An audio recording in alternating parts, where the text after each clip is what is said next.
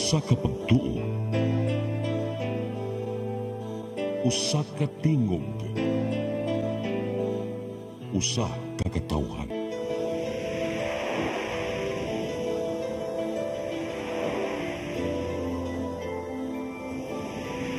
Cebu Catholic Television Network.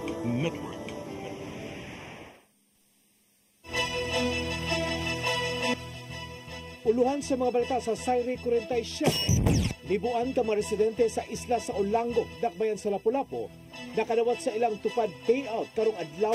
Samtang mga senior citizens sa siyudad sa Subo, makadawat usab sa ilang ayuda sugod karong Setyembre 7. Mga nagtuyo sa CICC nagsugod na sa pagpamalhin sa condominium type housing project sa siyudad sa Mandaue. Warrant of arrest giserve batok sa top 2 regional most wanted person nga anaa natanggong sa CIDG. Duha patay, usa na angol sa managlahing pagpamusil sa Dakbayan sa Sugbo sud lang sa 7 ka oras. Sugbo, Kabisayan ug Mindanao, Pilipinas ug katawhan kutob maabot atong Sibya sa tibuok kalibutan mayong hapon. Live kita karon sa CCTN Channel 47 ug kini ang tulumanon sa nag-unang kasayuran nga angay natong masayran. Tanga ni Attorney Danica Caballes, ako si Dennis Tabar ug kini ang Sayre 47.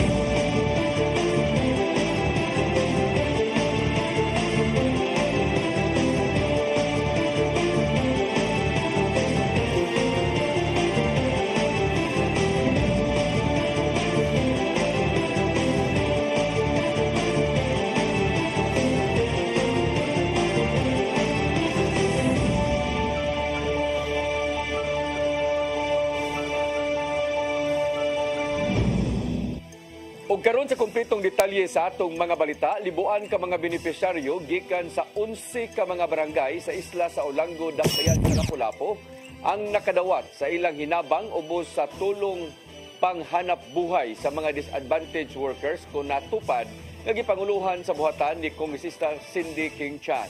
Ang payout og nakikalayon sila sa Department of Labor and Employment o sa lokal nga kagamhanan sa syudad. Mukantidad og 6.2 milyones ka pesos ang gipanghatag, din moabot sa tag 4,680 pesos ang bayad sa napo kaadlaw nga pagtrabaho nga nadawat sa matag usa. Adunay 994 ka mga benepisyaryo gikan sa mainland sa Olango, samtang 150 usab ang sa Panganan o gatag sa kagatos usab ang gikan sa Kauhagan ug Kaubian.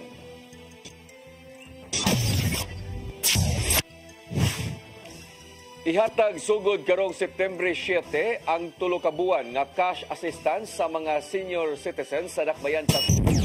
Matod ni Cebu City Acting Mayor Raymond Alvin Garcia nga mas gipasayo ang paghatag sa ayuda aron makapalit gilayon og tambal ang mga og maintenance ang mga idaran. Isunod usab ang pagpanghatag og ayuda alang sa mga qualified person with disability kon PWD. Sama sa naandan dito gihapon kinikwaon sa mga barangay ang ilang ayuda sud sa tulo ka adlaw apan kun dili makakuha adto na kini i-claim sa Cebu City Hall. Ang atong third quarter sa paghatag og senior citizen financial assistance will be on September 7 next month. So as you notice sa akong pagdala sa city government, ang atong senior citizens ato yung ipaningkamot nga ang first week padaan ato nang ma-release ang ilang financial assistance. Mga benepisaryo nagsugod na sa pagpamalhin sa condominium type nga housing project sa syudad sa Mandaue. Samtang Cebu International Convention Center gisugdan na sa paglimpyo alang sa groundbreaking sa himuon nga government center. Ang kasayuran ihatod ni Mary Rose Sagarino. Sayo kaganinang buntag, nag-iyahay naghakot sa mga gamit ang mga benepisaryo gikan sa Cebu International Convention Center paingon sa condominium type housing project sa syudad sa Mandawi. Moabot sa 194 ka mga pamilya ang benepisaryo sa duha ka socialized housing building. Sila mao ang biktima sa sunog sa barangay Gezo, Mantuyong ug Tipolo niadtong tuig 2016 ug 2019. Malipayon sila nga sa hingpit, nakaangko na gyud sila og disenteng Pinoy-anan. May naman rin kamuunan. Inasa ka mainitan. Okay na kayo pwede rin pagpuyo kay safety na ka niya ubsag magbagyo pagkuha okay na kayo kasi dito sa ICC magbagyo dito ay mahadlok ka kay ang abang atop lang adto kuting di pulido kay murag temporary lang adto ba. Matud sa pangu sa Housing Urban and Development Office nga kinahanglan unyang mobayad og binuwan nga kapin 1,000 ka pesos alang sa maintenance sa building.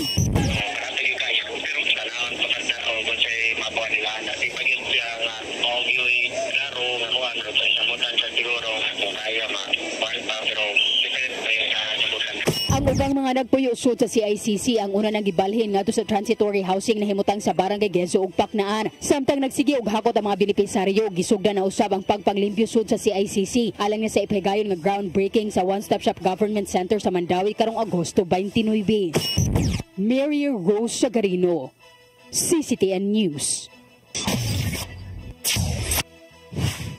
Managlahing grupo sa mga mamumuo na nawagan atol sa wage board hearing nga dugangan og 150 pesos ang inadlaw nga suhulan.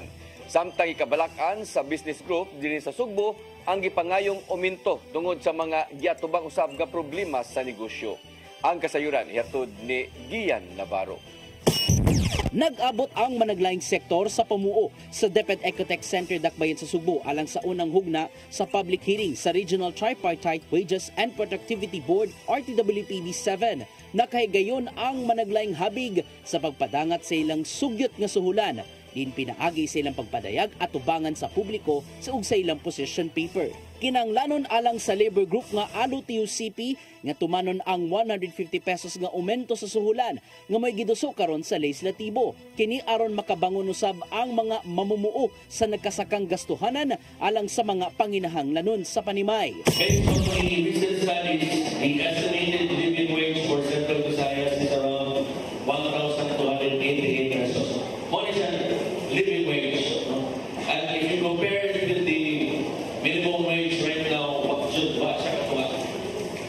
even half. And the gap is very big. Usap-usap ang panawagan sa Partido Manggagawa Cebu at tubangan sa mga sakop sa wage board. Samtang gikatingalahan nila nganong gipatuman man ang mga kasamtangang lagda alang sa suhulan nga mao ang pagmugna sa Regional Wage Board. We all knew that the 33 pesos wage increase we received on October 2023 does not even cover half of the value lost in workers' wages in Region 7 due to inflation. Gitatawon sa RTWPB 7 nga igo lang nilang gisunod ang kasamtangang balawod nga mao ang Wage Regionalization Act of 1989. We are preserving the wage board's integrity because we are in fact listening to each other. Nanawagan usab ang grupo sa mga magpapatigayon sa Sugbo nga kung mahimo wala untay aumento sa suhulan. Tungod kini sa mga konsiderasyon nga giatagan nila og pagtagad sa manalang sa inflation sa mga produkto, geopolitics ug uban pa. Kinanglanon alang kanila ang balansing pagsubay bahin sa suhulan ngadto sa mga trabahante. The provisions for wage adjustment should not solely account inflation rate, but should also consider cost of living, production costs, goods and services prices, subsistence standards, business ability to pay, labor productivity, GDP, and economic and social conditions. Implementing wage increase without addressing the root causes of inflation is a counterproductive strategy that results in economic challenges. Human sa public hearing, timbang-timbangon kini sa ilang mga sakop o lawmang mapagawas ang desisyon karong katapusang bahin sa Septembre o di baka sa Oktubre. Sa dinggi pangutana kung pila man ang mamahimong dugang suhulan, dili pa ma-determine sa habig sa wage board. Cover everyone from topmost down the line, no? Pero ang ato is baligikan sa manager, supervisors, but ato is just the minimum wage, no? Minimum wage increase lang. Sinungdanan pa lang hinuon kini sa serye sa mga public hearing ug noted na sa RTWPB7 ang tanang kahingawa ug sugyot gikan sa managlahing sektor. Gian Navarro, CCTN News. Progresibong grupo sa Sugbo wa nalipay sa resulta sa pagtuon sa NIDA kabahin sa 64 pesos matag adlaw nga gastuhan aron lang mabusog. Nakigduyog ang grupo sa pagkwestiyon sa uban nga mga opisyal dinhi sa nasod. Ang kasayuran ihatod pagbalik ni Gian Navarro. Nahimong sumsuman sa mga hisgutanan ang pagtuon sa National Economic Development Authority o NEDA diin ang naara sa 64 pesos ang gastuhanan sa matag Pilipino matag adlaw aron makabusog na. Nag-una sa mga mipadangat og dakong pagkwestiyon mao ang mga progresibong grupo sa Sugbo. Apil na ang Partido Manggagawa. Sumapa sa tigpamaba sa Partido Manggagawa Cebu nga si Dennis Derigue nga usa ka dakong joke ang nimong kwentada nga gigamit sa mga ahensya. Sumapa niya nga layo sa kamatuoran ang nimong pagtuon bahin sa food poor threshold sa matag Pilipino aron matud pa compliant sila niini. Unless para lang maingon nga naa sila study or para lang na ay compliance ang ilahang mga data, survey.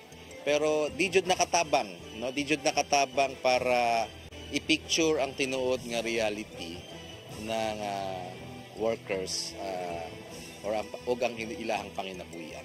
Maong sugod usab niya ngadto sa kagamhanan nga kung mahimo mas mapalapdan pa ngadto sa ubang pamilya ang serbisyo publiko gikan sa gobyerno pinagi sa managlaing programa. Samtang kinanglanon ang striktong lagda bahin sa pagkontrolar sa presyo sa mga pagkaon.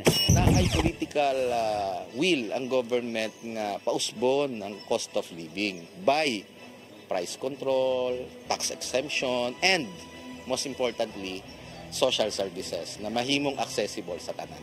Nakiduyog usab sa maong katingalahan ang kanhi senador o kanhi Presidential Assistant for Food Security and Agricultural Modernization nga si Francis Kiko Pangilinan. Usa siyang pagduda mao ang basihan kon criteria nga gigamit sa pagduon sa NEDA. I don't see the logic, I don't see the science, I don't see the reality in such a computation.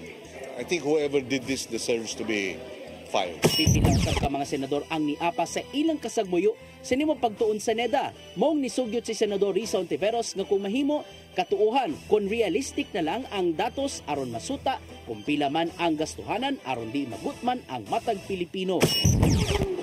Naman, maging mas realistic naman tayo sa kung ano talaga ang minimum na kailangan ng bawat Pilipino para kumain ng malusog, mabuhay ng makatao. Tungod sa mga isgutanan, napaglantawan usab sa Department of Social Welfare and Development nga masulbad ra ang kagutom sa matag pamilya pinagi sa food stamp program.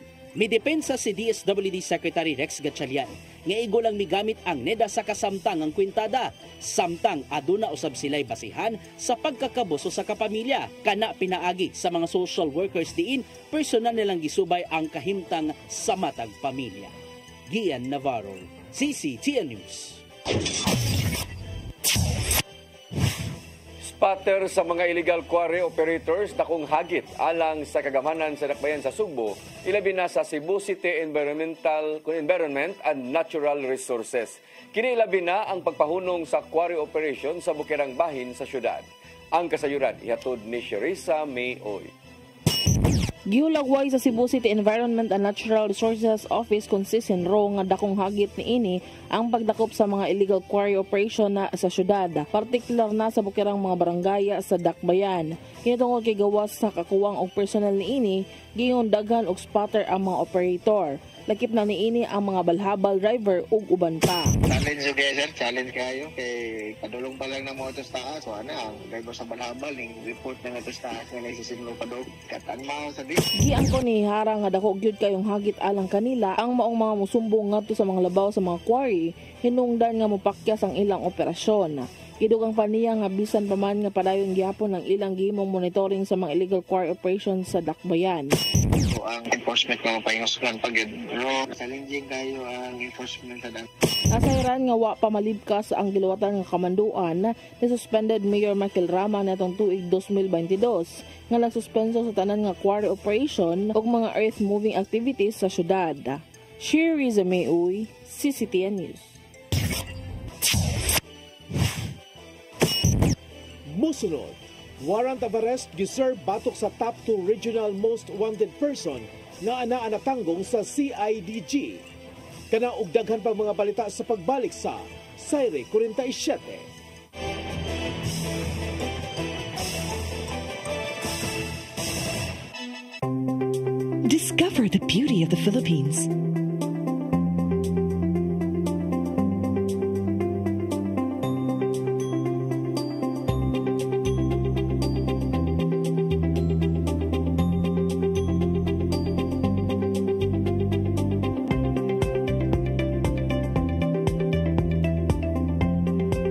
With Philippine Airlines, the country's flag carrier.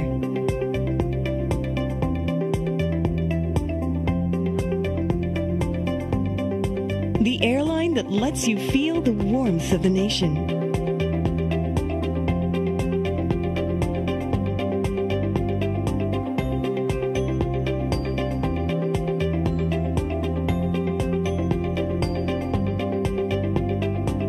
Mabuhay.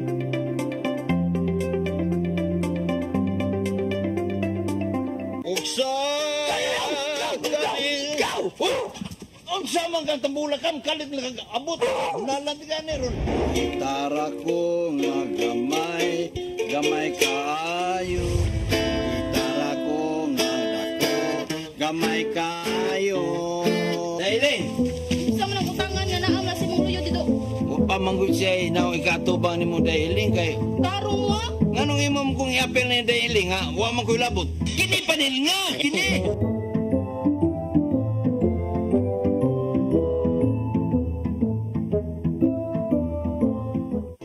Come October 4, 5, and 6, another gathering will be held in Cebu City, the first National Charis Conference, which is open to all charismatic communities, realities, and expressions.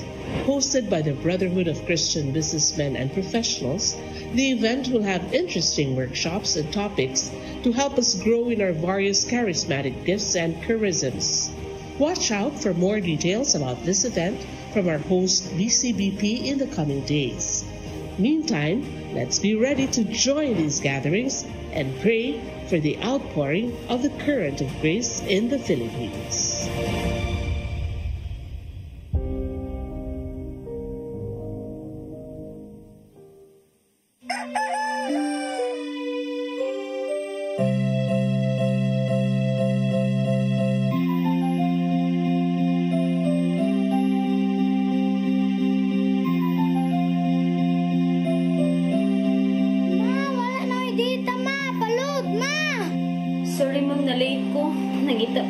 Para internet sa kong anak nga.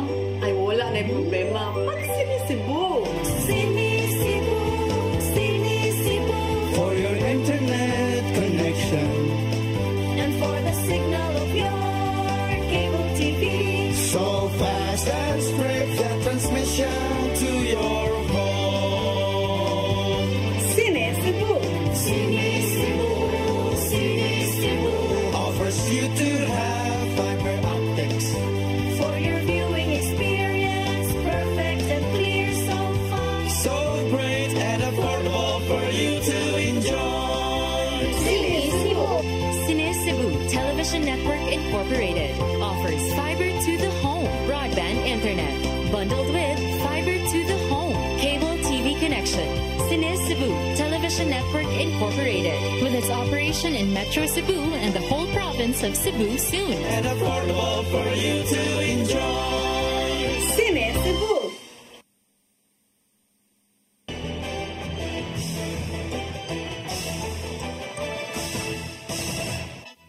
Balik sa ato mga balita, warrant of arrest giserve sa kapulisan sa Dakbayan sa Sugbo ug Lapu-Lapu batok sa number 2 nga most wanted person dinhi sa rehiyon. Samtang mga sakop sa Lapu-Lapu City Jail o persons deprived of liberty gipaubos sa surprise drug test. Ang kasayuran ihatod ni Crystal Joy Filerca. Giaresto, pinasikad sa warrant of arrest sa kasong homicide ang top 2 regional most wanted person alas 11 kagabi sa CIDG Regional Field Unit 7, Camp Sotero, Cabahog, Cebu City. Ang giaresto giilangan si Jason Quiñones Velos, 38 anyos og residente sa Sitio Kamansi, Barangay Paho, Lapu-Lapu City. Apan didto giserve sa CIDG Regional Field Unit 7 ang iyang warrant of arrest tungod kay didto kini kasamtangang gitanggong. Na-serve ang maong warrant of arrest pinaagi sa pagtinabangay sa tracker team sa Lapu-Lapu City Police Station 3, CIDG 7 Lapu-Lapu Field Unit, Abiliana Police Station 2 ug Cebu City Police Office. Ang maong warrant of arrest gi-issue ni Presiding Judge Ruelo Saladaga sa Regional Trial Court Branch 69, Lapu-Lapu City. Samtang gidayeg ni Police Colonel Ali Baron, ang City Director sa LCPO, ang maong accomplishment sa mga kapulisan ug sigun pa niya, mas doblihon pa nila ang ilang pagpaningkamot aron mahingusgan ang kampanya batok sa mga most wanted persons. Samtang sa laing balita, ni pahigayon og surprise drug test kagahapong adlaw ang City of Lapu-Lapu Office for Substance Abuse Prevention kon close-up ngadto sa Lapu-Lapu City Jail Male Dormitory. Kung diin ang tanan 99 ka mga Bureau of Jail Management and Penology kon BGMP personnel ug 21 ka mga persons deprived of liberty ang na-drug test.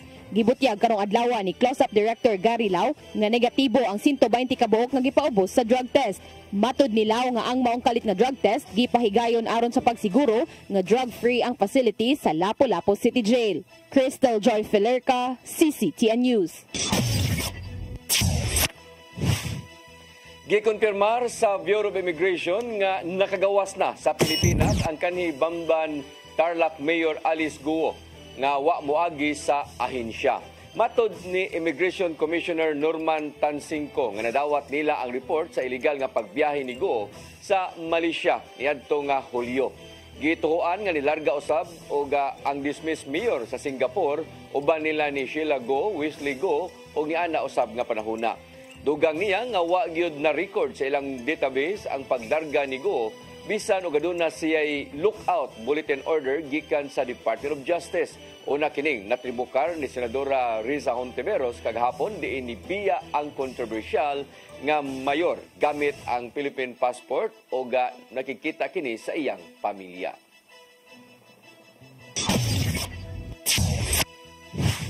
Estados Unidos may konsiderar sa ilang panagbangga sa barko sa kondinar sa laing panagbangga sa barko sa China ug Pilipinas dito sa West Philippine Sea. Nahitabo kini samtang naghatod og ginabang ang barko sa nasod sa mga sakop nga nagbantay sa kadagatan. Ang kasayuran ihatod ni Gian Navarro. Gikondenar sa Estados Unidos ang hilabiang kadelikadong gibambuhat sa China batok sa mga barko sa Pilipinas sa West Philippine Sea. Matod sa US State Department nga nabutang gyud sa alanganin ang mga tripulanteng Pinoy nga sakay sa BRP Bagakay o BRP Engganyo kagahapon. Yang nasod sa ding gitaho sa China pinagi sa ilang Weibo nga social media nga nagbinanggay ang ilang mga barko sa Pilipinas o Chinese Coast Guard sa Escoda Shoal. Bisan pa man sa paymangno sa mga barko sa Pilipinas ngadto sa Chinese authorities diin, wa gyud nila kini panumbalinga. Hinungdan nga hilabian ang kasagbuyo sa mga otoridad dinhi sa nasod tungod sa mga gubang bahin sa barko nga naangkon nga dala usab sa pagpalabi sa Chinese authorities. Nagkanayon ng National Task Force on West Philippine Sea nga nitabo among binanggay sidyang moatod sila og mga essential supplies ngadto sa ilang mga sakop nga nagbantay sa Patag ug Lawak Islands. Bisan pa man sa mga insidente, padayunon ni noon sa Philippine Coast Guard ang pagtabang ngadto sa ilang mga sakop nga nagbantay sa giilugang kadagatan. Kay alang nila hugot ang pagpatuman sa UNCLOS diin ni pabor ang 2016 ruling niini sa Pilipinas sukad pa kaniad. Gian Navarro, CCTN News. Suportado ni Board Member og EBC Cebu President Tining Martinez ang paglugway sa termino sa mga opisyal sa barangay ug sangguniang kabataan ngadto sa 6 ka tuig nga termino. Kini partikular na ang House Bill number 10747 ni House Speaker Martin Romualdez. Tungod niini, giduso usab ni Martini sa Junta Provincial ang resolusyon nga nagsuporta sa balaod nun sa Kongreso. Sumaan niya nga pinaagi sa maong balaod nun, mas mapalapdan pa ang serbisyo sa mga barangay officials sa ilang konstituente. Napasar hinuon ang maong resolusyon sa Provincial Board at tulo sa ilang regular nga sesyon kagahapon. Tukuran sa bagong campus sa Mandawi City College, sugdan na karong sunod tuig. Nigahin ang syudad og 50 milyones pesos alang sa Phase 1 sa mao nga proyekto. Ang kasayuran ihatod ni Mary Rose Sagarino. Nigahin og 50 milyones pesos ang syudad sa Mandawi alang sa pagtukod sa bagong campus sa Mandawi City College ngadto sa Barangay Luok. Ang gitagana nga 50 milyones pesos alang lang sa Phase 1 sa giplano nga 5-story building. Ang kasamtangang campus sa Mandawi City College nahimutang sud sa compound sa Mandawi City Cultural and Sports Complex sa Barangay Sentro. Si Mayor naglantaw magud sa kaugmaon sa ato ang mga estudyante sa dakbayan sa Mandawi, particularly Mandawi City College kay it's so challenging nga wa pa magitay campus sa Mandawi City College. But rest assured nga doon na naman tay project plan kana bitong ato ang Mandawi City Jail once mahuman na gyud fully dito basak dungguan ang Mandawi City Jail. Ang Mandawi City College campus would be that former city jail nato nga gitagaan na og budget. Samtang nipaubos sa orientation kagahapon ang 600 ka mga freshmen sa Mandawi City College. Mao kini ang unang orientation di nakakumpleto na ang tunghaan sa Certificate of Program Compliance nga nagpamatuod nga nakatuman sa standard sa Commission on Higher Education. And we are now assured nga ngatong mga estudyante makagraduate gyud sa hustong edukasyon with a compliant City College. Gila uman usab nga karong tuiga mag-grant na pagbalik ang libreng tuition sa tunghaan. Mary Rose Sagarino, CCTN News. Sa laing balita, mularga paingon sa nasod sa Russia ang pipila ka mga opisyal sa kagamhanan sa dakbayan sa Sugbo alang sa usa ka International Transport Summit o International Municipal Forum. Matod ni Kunsel Joy Pesquera nga dako kinig tabang alang sa syudad. Ang kasayuran ihatod ni Sherissa Mayoy. Gigatakda nga mularga karong adlaw ang pipila ka mga konsehal ug department heads paingon na sa Moscow, Russia alang sa ka International Transport Summit ug International Municipal Forum. Matod si Sister City Chairman Councilor Jocelyn Pesquera nga ang ilang itambunga na ang kaliukan sa Russia makatabang kini ilabi na sa traffic management ug transportation strategy. Hinungdan nga kauban sab niya si Traffic Management Council Chairman Councilor Ray Galon ug si Cebu City Transportation Office Assistant Department Head Attorney Kent Jongoy. Improvements on how to kaning ato ang kaning sa atong traffic management, improvement on the operation, everything. Kay per my experience last time, it's really a very good kanang learning experience for all of us. Watang sab og speech si City Planning Head Architect Yumi Espina o si Pesquera alang sa Cebu City Tourism. Mas malapdan pa saad ang kaalaman sa building code ug uban pa nga makatabang sa pagpalambo sa syudad. And then I will be talking on the second day about tourism here in Cebu City, and I will be emphasizing more on Cebu City as a MICE venue. So international MICE venue. Kaya hopefully, we can also get mga international conferences here because we are really capable in handling mga MICE events like me. Ipasalig sa konsihala nga ang unom lang ka mga representante gikan sa gamhanan sa dakbayan sa Sugbo mo'y gastusa na sa syudad alang silang pagbiyahe apan silang konsehal Pesquera, Gialon ug Market Chairman Councilor Renato Osmeña kuhaon kini sa ilahang kaugalingong pundo. Sherissa Mayoy, CCTN News.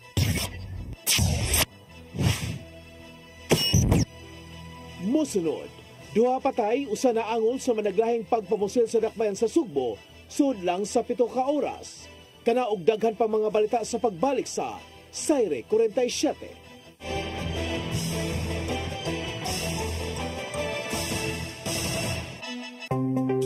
Discover the beauty of the Philippines.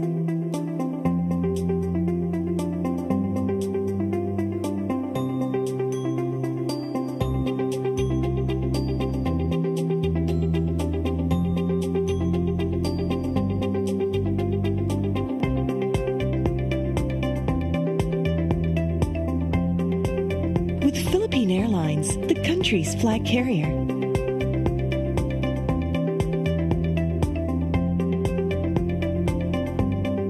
The airline that lets you feel the warmth of the nation.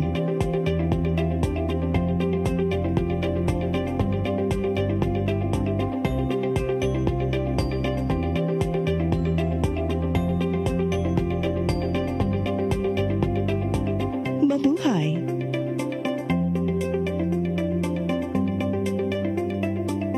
Migo George! Oh, ako? Naon sa maning tanawan eh, oh? Kalma lang ni Godido. Sila Godido, mga masasilay. Sa'yo na. Oh, kano sa ba ka mo mabutan? Purok mao siguro na inyong hiwata. Oh, pagdagsa mo ni.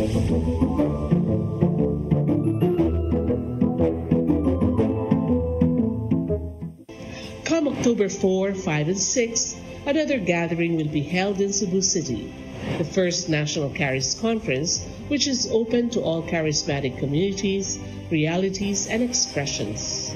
Hosted by the Brotherhood of Christian Businessmen and Professionals, the event will have interesting workshops and topics to help us grow in our various charismatic gifts and charisms. Watch out for more details about this event from our host BCBP in the coming days. Meantime, let's be ready to join these gatherings and pray for the outpouring of the current of grace in the Philippines.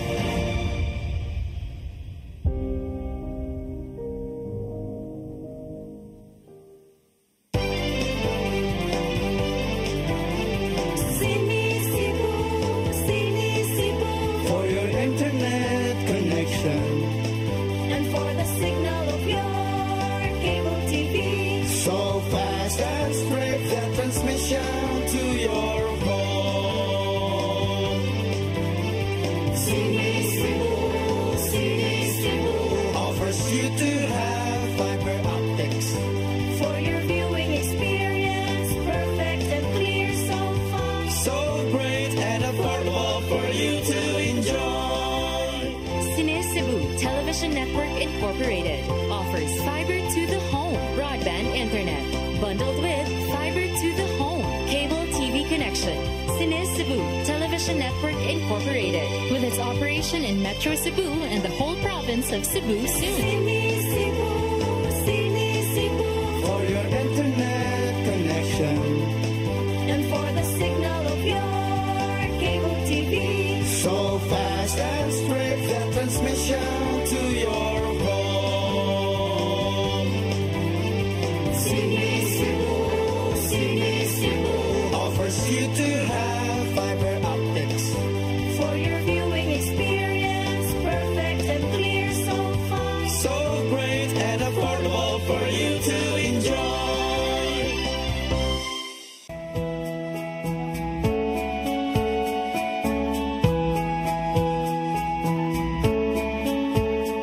You're giving your all in His glory, touching each heart and soul by spreading His words and wonderful deeds that send forth His kingdom. It's love that you feel, that you care for all who have gone astray. You show them the way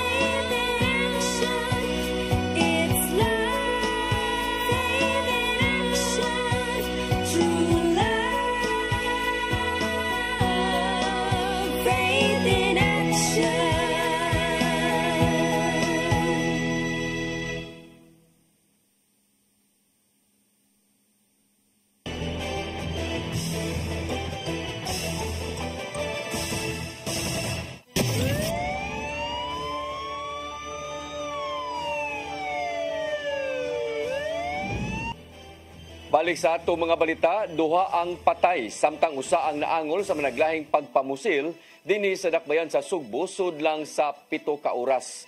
Cebu City Police Office ni mando sa mga police station nga pahugtan ang ilang seguridad sa matag jurisdiksyon. Ang kasayuran ihatod ni Arnold Bustamante. Duha ang nakala samtang usaangan nalandig sa tambalanan atol sa tulo ka mga kaso sa pagpamusil sa managlahing nga lugar sa dakbayan sa Sugbo sudod lang sa 7 ka oras. Unang pagpamusil nahitabo sa sitio Santo Niño, Barangay Poblasyon Pardo sa siyudad sa Sugbo alas 7:50 gabi. Ang biktima wala pa mailhing nga nakaangkod og samang pinusilan sa iyang kalawasan nga may resulta sa iyang hinanaling nga kamatayon gamit ang wala pa masayring nga kalibre sa armas. Matod ni Pulis sa Major Jesse Basitaw, ang hepe sa Inay 1 Police Station, nga nagpalain pa ang ilang investigasyon kung kinsa ang responsable. Wala nakaila sa biktima tungod kay dili kini mulupyo sa mga repeat ug natingala na lang ang mga residente nga dure buto-buto sa armas ang ilang nadungog pagka alas 12:15 kanilang kadlawon.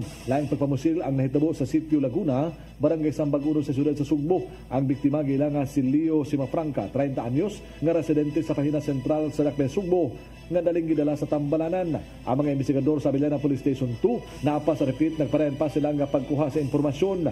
Ang katapusang insidente sa pagpamusil nahitabo kini sa sitio Lawis, Barangay Mambaling sa Dakbayan Sugbo alas 2:20 sa kadlawon. Ang biktima giilanga si Roldan Racal, hingkod ang pangidaron nga nagpuyro sa mga lugar nga daling gidala sa Cebu City Medical Center. Sa investigasyon sa Mambaling Police Station, duha ka mga lalaki nga pulos nagsulo og itong nga t-shirt nga armado sa wala matino nga kalibre sa armas ang naabot sa mga lugar ug daing pamusil sa biktima. Si Police Lieutenant Colonel Janet Rafter, Deputy City Director for Administration sa Cebu City Police Office, na kanayon nga mihimo nagmanhunt operation ng kapulisan sa matag police station aron manakpan ang mga responsable sa mga pagpamusil. Ang atong yung mando sa naningkamot kita sa atong mga kapulisan no nga ang ato agid masolve gyud ato ni og dili lang ta kanang ingon nga mokuha o kanang bisan kinsa ba, we have to really ascertain kung kinsa gid ni ang mga suspitsado niini kay dili nato makuha kini nga mga tarong mga sakto gid nga suspitsado niining mga panghitabua. There is a chance na po nga kini sila mohimo na po og lain nga krimen. So that's why ang instruction gid sa atong city director si Police Colonel Antonieto Cajeting to really pursue the real suspect aning mga kasuha and to conduct immediate arrest and kung kuan gyud nga conduct immediate arrest so that we can immediately file the case. Ang tulo ka mga kaso sa pagpamusil ituan nga dunay kalabigitan sa illegal nga drugas. Arnold Bustamante, CCTV News. Sa laing balita, usa ang patay sa pag-serve sa warrant of arrest sa kapulisan karong adlaw dito sa Barangay Hampang, Bukirang Dapit sa lungsod sa Argao. Gideklarar sa tambalanan nga dead on arrival si J. Rodil Kumaling nga maoy subject sa operasyon sa kaso nga illegal nga drugas. Base sa report, kalit nga namusil samtang dakpo na unta si Kumaling ug ang kauban nga silang Jonathan Kumaling o Joel Kumaling nga maoy subject sa warrant of arrest. Nibaos ang mga polis nga may resulta sa pagkaigo ni Kumaling samtang nakaikyas ang duruha.